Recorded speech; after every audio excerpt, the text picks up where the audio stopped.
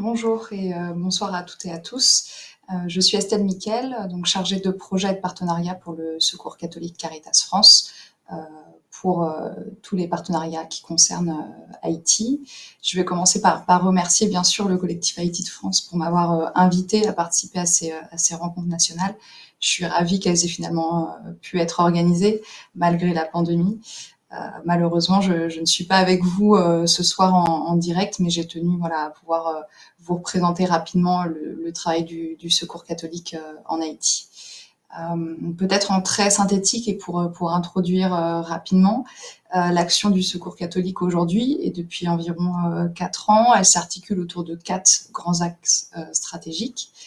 Le premier concerne le soutien aux alternatives de développement durable et de souveraineté alimentaire, qui se base sur l'économie sociale et solidaire, les pratiques agroécologiques et la paysannerie familiale. Le deuxième axe va être autour des actions qui permettent de réduire la vulnérabilité de la population haïtienne aux effets actuels et bien sûr à venir des changements climatiques. Nous avons un axe qui est un peu moins le sujet ce soir, mais qui reste particulièrement d'actualité en ce moment, qui est autour du soutien à des actions de défense des droits économiques, sociaux et culturels des personnes les plus démunies. Et enfin, on a un dernier axe de travail qui est autour du renforcement des organisations partenaires afin de leur permettre de pérenniser leurs actions. Je pense que vous le savez, le Secours catholique s'appuie et travaille étroitement avec des partenaires locaux haïtiens et nous œuvrons notamment et nous soutenons une mise en réseau entre ces différents partenaires. Peut-être plus en lien avec la thématique de ces rencontres nationales.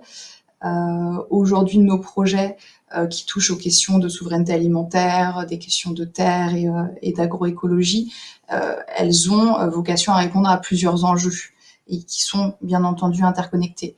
À la fois des enjeux de sécurité alimentaire, des enjeux de protection de l'environnement et bien sûr de lutte contre les changements climatiques.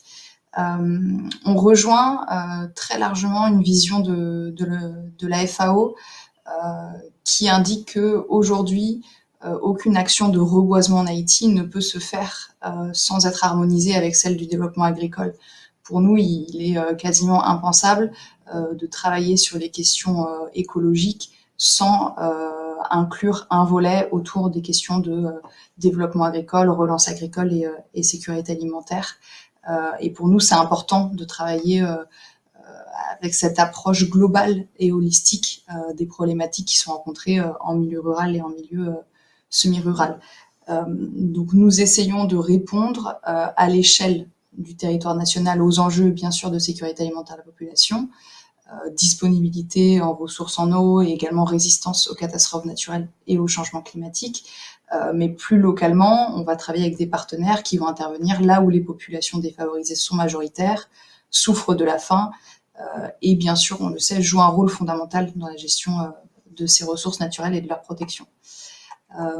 Donc on va avoir cette ambition de répondre à des besoins à court terme des populations que nous accompagnons, mais tout en proposant des solutions à des problématiques plus larges et qui, on le sait, ont des conséquences à plus long terme.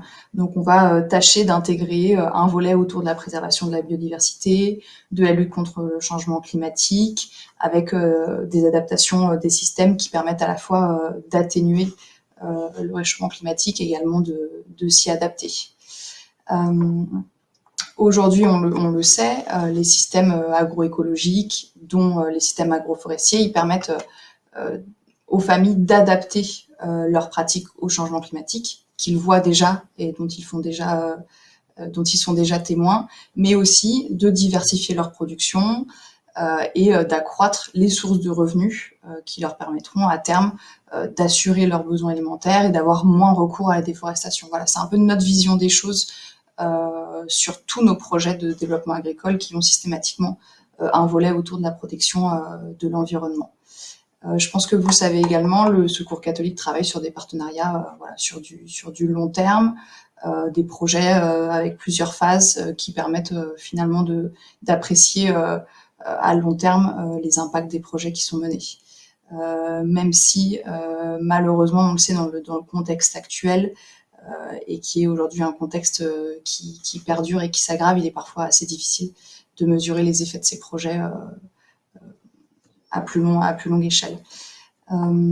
Pour aller un peu plus peut-être dans le détail des projets que nous soutenons, donc des projets portés par nos partenaires locaux. Donc on a systématiquement un objectif qui va être autour de l'amélioration des systèmes de production agricole et de les accompagner dans leur transition agroécologique, avec un objectif bien sûr qui est à la fois assurer la sécurité alimentaire dans les communautés en augmentant la disponibilité, mais aussi en favorisant et en favorisant l'accès à ces denrées agricoles, avec bien sûr un enjeu, un objectif plus global de meilleure résilience économique, notamment en diversifiant les revenus issus de la production agricole. Donc ça, c'est vraiment le premier objectif qui va concerner vraiment les systèmes.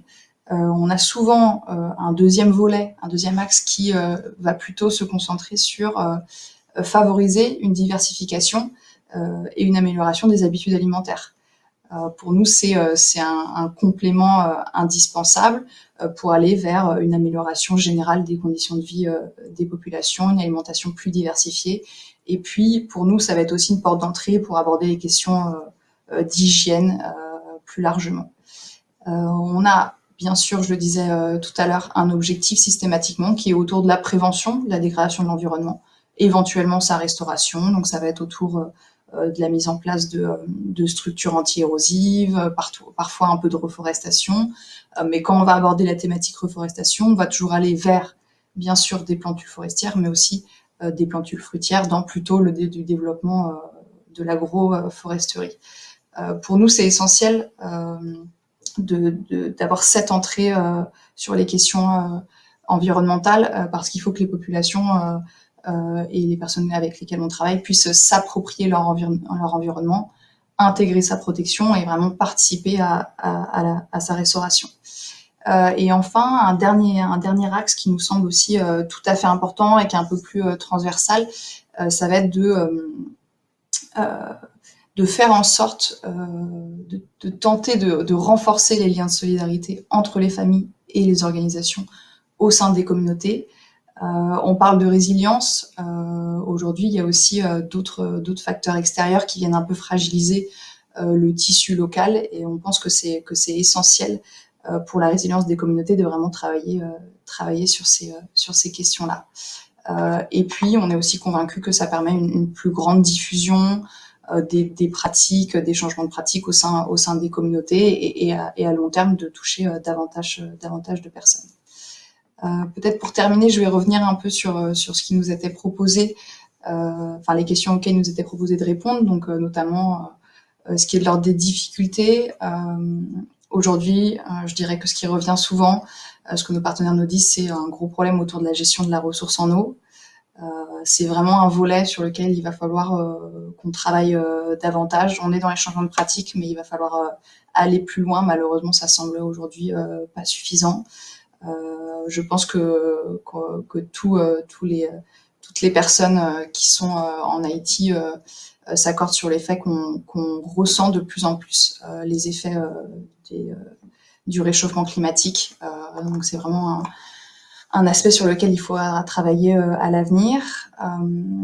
Sur les avancées, du côté du Secours catholique, l'idée c'était vraiment de sortir des projets de sécurité alimentaire stricto sensus, et je pense qu'aujourd'hui on y est arrivé avec des projets de développement agricole qui sont, comme je le disais tout à l'heure, une porte d'entrée pour toucher les problématiques liées à la protection de l'environnement. Et donc on est vraiment sur une approche holistique et le développement agricole vu comme un vecteur de développement communautaire en milieu rural. L'espoir, je dirais que c'est d'avoir réussi à créer des liens de solidarité, des chaînes de parrainage qui permettent aujourd'hui aux projets de diffuser, de propager, de se répandre sur les territoires. C'est aussi une des spécificités du Secours catholique dans son action internationale comme en France, c'est de faire en sorte que les personnes accompagnées deviennent actrices et deviennent elles-mêmes accompagnantes. Et je pense qu'aujourd'hui, c'est un véritable espoir de voir que ça fonctionne.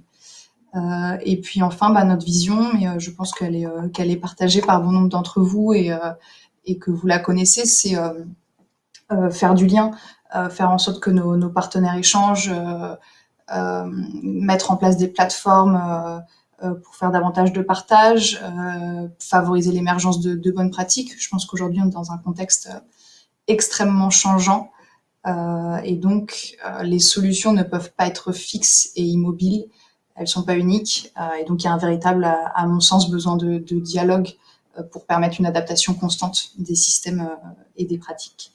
Et puis pour terminer, je parlerai un peu du travail de plaidoyer qu'on fait, que nous faisons par ailleurs et qui nous semble un complément indispensable de nos actions de terrain. Je pense qu'il y a un vrai devoir et travail de vigilance à faire sur l'accaparement, sur la question de l'accaparement des terres et de la protection des défenseurs. Voilà, j'espère ne pas avoir été trop longue. Je vous souhaite de très très belles rencontres et que vos échanges soient riches en apprentissage. Bonne soirée.